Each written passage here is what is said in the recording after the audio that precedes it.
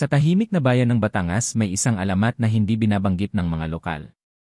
Isang alamat na nagsimula sa mga nawawalang sabungero at nagtapos sa mga butong lumulutang sa lawa ng Taal. Tuwing hating gabi, may isang bangkang walang bangkero na dumarating at kapag sumakay ka dito, hindi ka na muling makakauwi. Ngayong gabi, samahan niyo ako tuklasin natin ang kasumpasumpang kwentong kababalaghan. Ang mga buto sa lawa ng Taal, Batangas.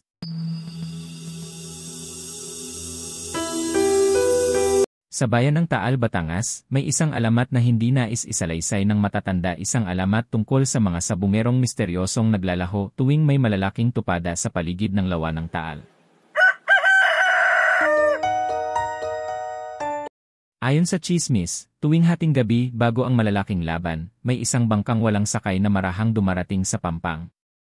Wala itong bangkero, walang ilaw, at ang tilaok ng manok ang tanging maririnig mula sa di malamang direksyon. Maraming beses nang nakita yon, pero wala halos naglalakas loob na lapitan. Isang gabi, 5 ang sabungerong hindi na nakauwi matapos ang malakihang sahbong sa bayan. Ang sabi ng ilan, nakita raw sila sa tabing dagat na parang may hinihintay. Pagdating ng hating gabi, nakita raw silang sumakay sa bangkang walang bangkero at mula noon, ni anino nila ay wala nang nakakita. Lumipas ang 2 linggo.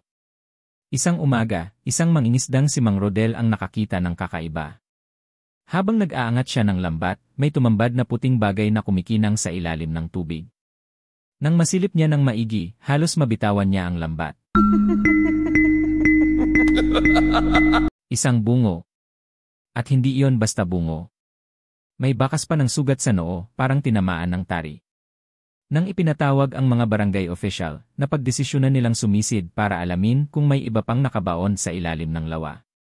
2 diver ang bumaba sa malalim na bahagi ng tubig, sa lugar na sinasabing pinaggalingan ng bangka. Sa ilalim, natagpuan nila ang higit 10 bungo may marka ng tari, nakalublob sa putik. Parang may nagkalat ng mga buto, may mga tadyang, may mga braso, may mga binti, tila kinakain ang mga ito ng kung anumang nilalang sa kailaliman.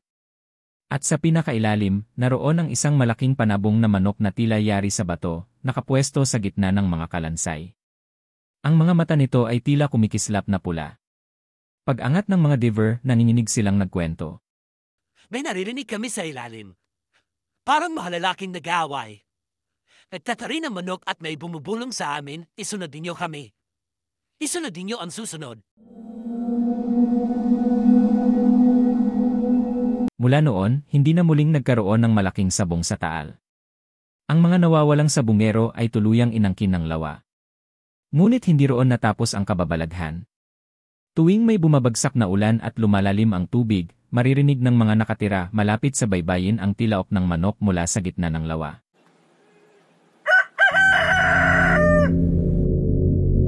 Kasunod nito, ang mga bulong ng mga tinig na nagmamakaawa. Ibabalik ko pa ang taya ko. Isa pang laban. Huwag niyo kaming iwan dito. At ang bangkang walang bangkero.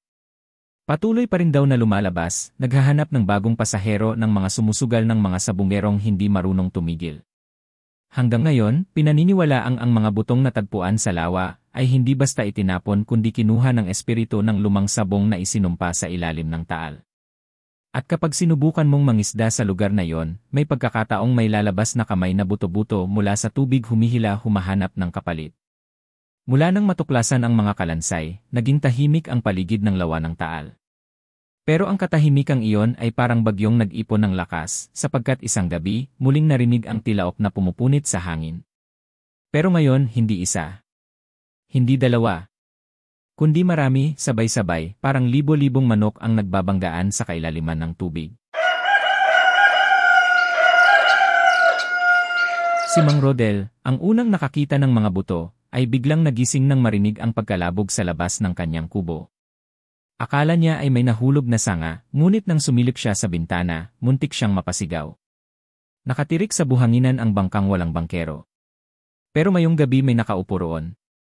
Isang lalaking puting-puti, basang-basa, ang damit ay parang noong unang panahon. Nakatungo. Nang gumalaw ang ulo nito, tumulo sa lupa ang tubig mula sa mga mata nitong walang laman. Tumingin ito kay Mang Rodel. Kasabay nito may bumulong sa hangin. Isang laban pa. Ang dagat ng alon ay naging parang pulang ulap na umiikot sa bangka.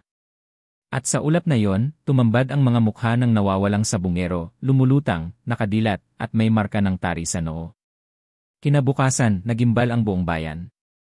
Ang mangingisdang si Mario, walang takot at palatawa, ay hindi na umuwi.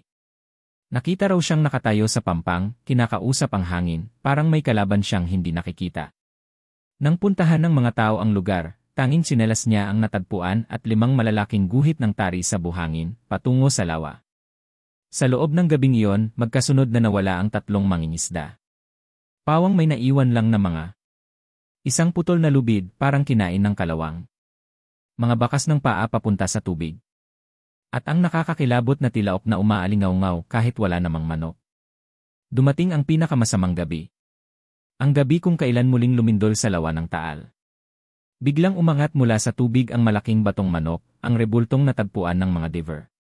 Pero ngayon, hindi na bato ang itsura nito, gumagalaw na ang mga pakpak, at ang mga matay nagliliyab.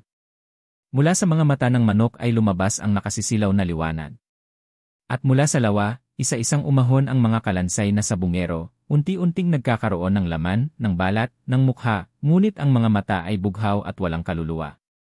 Habang lumalakad sila papalapit sa pampang, sabay-sabay silang nagbulong. Isang laban pa. Isang laban pa. Isang laban pa. Ang mga tao ay tumatakbo at sinusundan sila ng malamig na tubig na biglang gumagapang sa lupa. Ang mga nabubuong nilalang ay hindi tumatakbo, sila ay dumudulas, parang hinihila ng hindi nakikitang lakas, diretsyo sa sinumang mabibitad.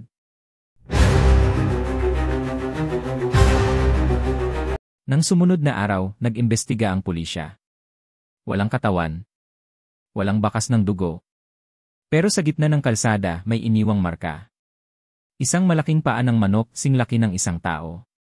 At sa tabi nito, nakasulat gamit ang putik. Hindi pa tapos ang laban. Habang patuloy ang lagim sa paligid ng lawa ng Taal, mas lalo namang nagkakaisa ang mga taga-Batangas. Hindi na lang ito simpleng kababalaghan, ito ay banta sa buong bayan. Sa gitna ng takot, isang matandang babae ang lumapit sa mga tao. Siya ay si Lola Sion, isang albularyang matagal nang nanahimik. Siya ang huling nakakaalam ng sinaunang sumpang bumabalot sa lawa. Ayon kay Lola Sion, noong unang panahon may isang sabungerong naging labis ang kasakiman. Tinalo niya ang lahat gamit ang pandaraya, kaya isinumpa siya ng espiritu ng lawa. Ang sumpa. Ang sinumang mananalo gamit ang panlilinlang, kukunin ng lawa bilang kabayaran. At nang dumami ang mandarayang sabungero, dumami ang kinukuha ng lawa hanggang mabuo ang batong manok na siyang bantay ng sumpa. Pero may paraan upang ihinto ito. Kailangang may kusang mag-alay ng kabutihan at tapang, hindi para sa sarili, kundi para sa iba. Narinig ito ni Liam, ang 10 taong gulang na apo ni Mang Rodel. Kahit bata, alam niyang sapat na ang dugot luha na inabot ng kanilang bayan. Sa gitna ng hating gabi, habang muling umahon ang batong manok at ang hukbo ng mga kalansay, tumayo si Liam sa pampang. Nanginginig pero matapang. Kinuha niya ang lumang panabong ng kanyang lolo, isang kahoy na manok na hindi para sa pera, kundi alaala ng mga panahong masaya ang sabong at hindi madaya. Tumaas ang tubig. Lumakas ang hangin. At humakbang papalapit ang mga multo. Ngunit imbes na tumakbo, tiningnan ni Liam ang rebulto at buong lakas na sumigaw. Hindi lahat ng sabungero ay sakim. Hindi lahat ay mandaraya. Ito ang alay ko, hindi para manalo, kundi para matapos ang sumpa. Inilagay niya ang kahoy na manok sa ibabaw ng lawa. Pagdampi ng kahoy na manok sa tubig, biglang lumiwanag ang lawa. Nagnining ito ng kulay ginintuang parang araw na sumikat sa ilalim ng tubig. Isa-isang huminto ang mga kalansay. Isa-isang humigop ng liwanag ang batong manok. At kagaya ng usok na hinihigop ng hangin, naglaho ang lahat ng multo. Huling nawala ang batong manok, na bago tuluyang lumubog ay tumingin kay Liam, parang nagpasalamat.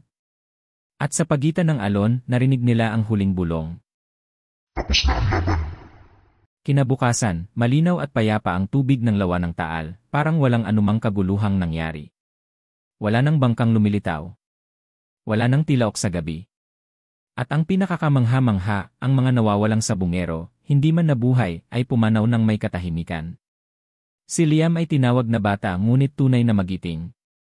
At sa unang pagkakataon sa mahabang panahon, muling nakita ng mga taga-Batangas ang bahagharing nakalambitin sa ibabaw ng lawa. Isang hudyat na tapos na ang sumpa. Ang bayan ay muling nabuhay sa pag-asa. At ang lawa ng Taal, sa wakas, ay nakahinga ng malaya, wala ng dugo, wala ng lagim, at wala ng kalansay na umaahon mula sa kailaliman. Kung nagustuhan mo ang nakakatakot na kwentong ito, huwag kalimutang mag-like, mag-comment, at mag-subscribe. Sa bawat alon na gumagalaw sa lawa ng Taal, may mga kaluluwang patuloy pa ring nagbabantay. At kahit tapos na ang kwento, hindi pa rin tapos ang kanilang paghihintay. Hanggang sa susunod na gabi ng kababalaghan, sama-sama tayong makinig sa mga kwentong kababalaghan.